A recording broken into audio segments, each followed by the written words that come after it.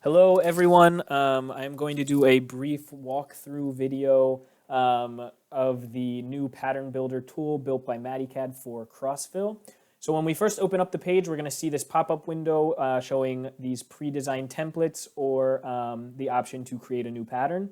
So let's click on one of these templates to see what it looks like. We're going to see it loaded into our workspace, and we can zoom, we can move it around. We can do a lot of different things that we'll get into shortly, but let's see how we build one of these from scratch. So we're going to click New again, and we're going to click on this icon here to start a new project. I'm going to see a blank workspace.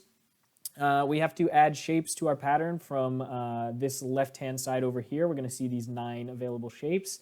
So to get one of these into our workspace, we either click on it and it'll be automatically inserted, or we can take the shape and drag it into our workspace. Once we have a shape in here, we can click on it and we're going to see 4 different options. The first one over here is to change the color. The second one here is to rotate our shape. The third one is going to be to duplicate the shape. We're going to get the same shape, same color. And the last one here is to delete. So let's zoom in and get it started like this. So we want to build our pattern using different shapes. When we drag a second tile into our workspace, we're going to see these green snapping points that pop up. When you get 2 tiles close to one another, they're going to automatically hook. So something like that. We have the default grout set at 1/4 inch. So all of these snapping points are always going to set a standard 1/4 inch grout line, no matter how we hook them up, just like that. So we want to be careful here to make sure that we're not hooking to the wrong point, something like this, where our tile is going to be overlapping. We do not want that. So if we want to be really precise, we can click on a specific snapping point, and this gives us the possibility to snap it to a specific point. So we're going to go through and build a simple pattern here. Something like this. So we can either build the pattern with these neutral colored shapes and then change the colors all at the end, or change color one by one, however we like. There is a shortcut to change the color. If we double click on a tile, it's going to open up this color window and make it really fast to change the color. So again, we can either double click or we can click this icon here to change the color. Once we have our pattern ready, we are going to go through a few of the other features. We can first click on this repeating schema, which is going to control how the pattern is repeated. We're going to see these directional arrows. We can change them if necessary. So for example, if we want our pattern to be repeated in a straight lay pattern across, we can do something like this, or we can do it back down to the default, how it was. And that is going to give us this offset pattern, just like that. Next, we're going to click Preview, which is going to fill the screen with the repeated pattern. That way we can see what it looks like. To get out of this preview, just click anywhere on the screen.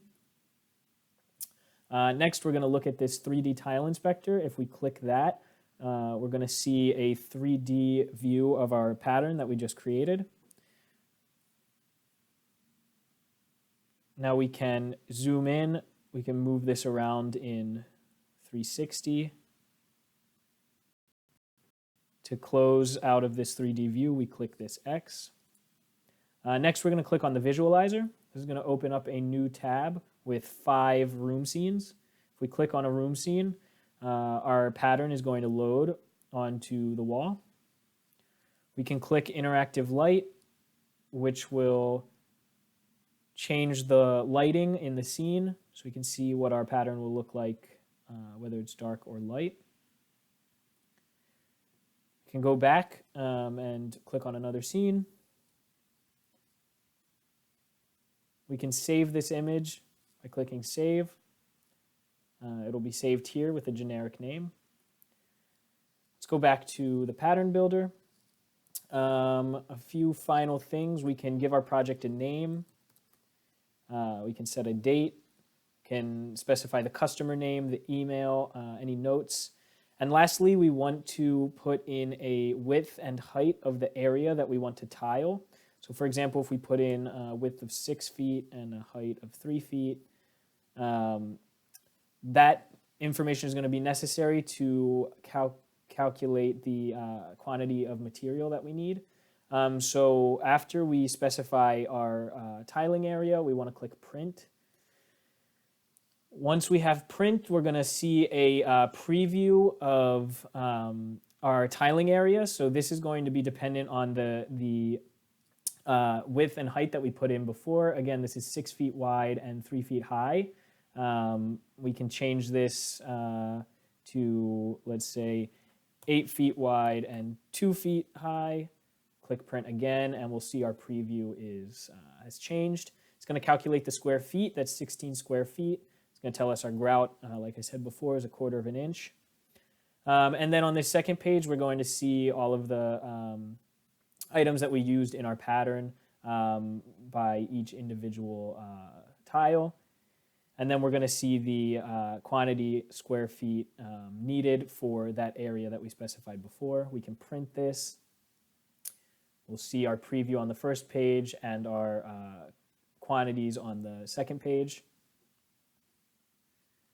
Lastly, we can save our project, give it a name. It's going to save locally as a JSON file.